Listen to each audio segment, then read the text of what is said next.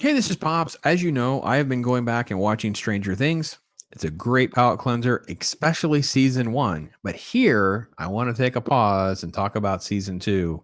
Season two is a massive fall off from season one. And more importantly, these first couple episodes are so clunky and it really, really messes up the pacing as we kind of get out of the gate. So, where do we leave things off? Well, we leave things off where 11 had defeated the Demogorgon in the school, but by pushing it through and opening a slit, a portal, if you will, at the school, but it disintegrates her, presumably, right? We don't know where she is, right? So we end up with season one with the kids. It's a year later, preparing for Halloween. There's a lot of different elements happening with the introduction at the arcade of Max, this Mad Max character.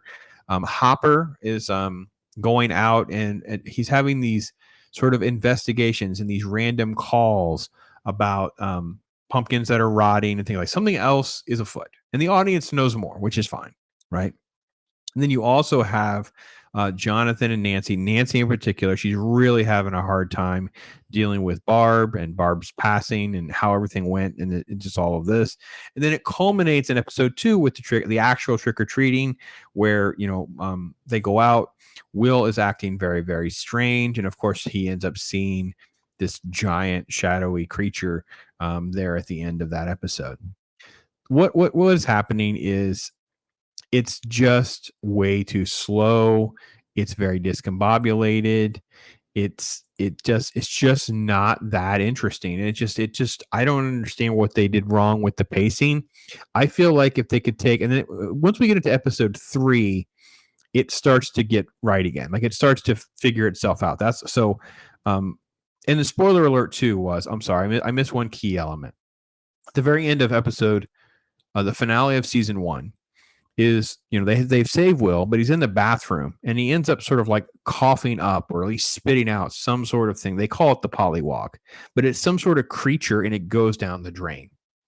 So then that becomes the jumping off point beginning in episode 3 because this thing is it's in our world, so to speak, and now there's a connection.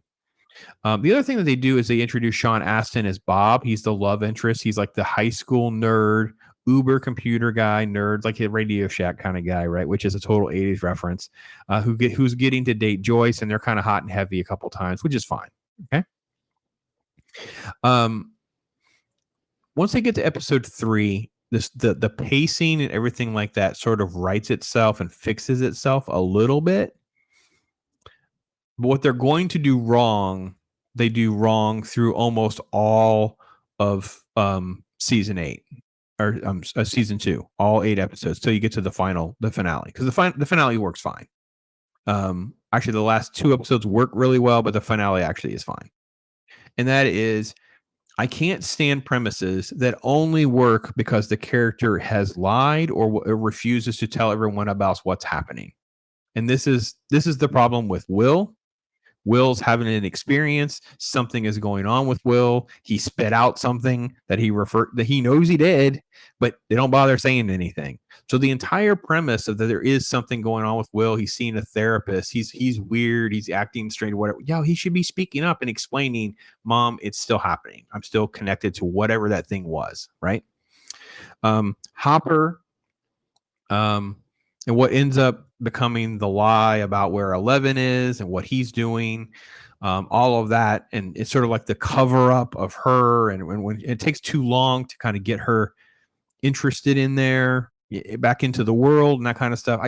I hate these delayed premises and resolutions because characters are just withholding information. There's no reason for the other character. Like it's just never flushed out right. And it takes too long. So this entire season is bogged down with that principle, but it starts right out of the gate with the first 2 episodes that are done very, very poorly in my opinion. So let's touch on a couple of things, because I will say this: they get you hooked in the trailer. Like the footage makes you feel like it's going to be a lot. This is just someone's reaction, but why is it not showing? Okay. By the way, the Ghostbusters trick or treating references. Well, let me give credit where credit is due. This is a video. Shine On Media did back in the day. It's a Mad Max reaction and funniest things post or whatever. The Ghostbuster reference is great. Um, Does that actually happen? Oh, that's right. It does happen in those first two episodes. Oh my gosh. Okay. So there's this quick sequence where they cut to Pittsburgh and there's like these kids and this crime and there's someone else that has powers similar to Elle and she has a tattoo 8. So you know she's from the same lad. She's out there in Pennsylvania. Now, just put that on a shelf because they wait forever to get around to dealing with that, which is episode 7, and they do it just so they can turn her into goth girl. So when she shows up and the door swings open, she's got this completely different identity or whatever. But however, when you fast forward to like season 4 and we don't bring in 8, it feels weird. Like this is a thread on the wall that no one has. And I feel like was this like an extra episode that Netflix made you have? Like they wanted 9 episodes instead of 8 or something like that, because none of that works. But this sequence happens and then we just don't do anything with it or about it for a long time. So this is this gang that does this thing. I really hated all of that, very very much so. Make sure I got this shared right. Yeah. So but yeah, this is a Shine On Media did the thing here. I want to make sure I'll put the link for everybody so we can give them proper credit, because I needed to figure out a way to kind of share some footage or at least try to have something to work from. And I couldn't find a video quickly that gave me kind of what I was looking for. So there's popped up. So that's why I chose it. So um all of the performances and stuff like that I thought were fine. I didn't have any major problems learning more about the families and this kind of thing. By the way, the immersion in their world I think works really well. The fact that he's still trying to communicate. Um, I will say again, 11 being at Hopper's house, being like angry, bitter teenager, I'm protecting you kids stuff really got old way faster before they dealt with it. Like it's just really look, it's been a year, presumably, right? It's been like a year. I'm sorry, it's the following year's Halloween, whatever that means. So, but good night. It's ridiculous. It's so over the top. It's just too much. Um, yeah, just don't like that. Oh, by the way, it's a Dragon's Lair reference, which is freaking amazing. Thank you for doing that, Duffer Brothers. Um, like I said, I really enjoy the characters. Everything moves along well. We get our first, bit with Billy. And it is fun to see how she's like uber nerdy, but not exactly like them, and they have no idea how to deal with that. Obviously, Sean Astin's character is brought into the mix. They're a little hot and heavy, which is kind of cute because Hopper does make fun of it at all, which is what makes it fun. But yeah, it really kind of comes down to this situation with Will. Like it just, yeah, they call him Zombie Boy, and just there's all sorts of things that are done. And then we kind of completely ignore Matthew Modine's character, and now we're going to have Paul Reiser.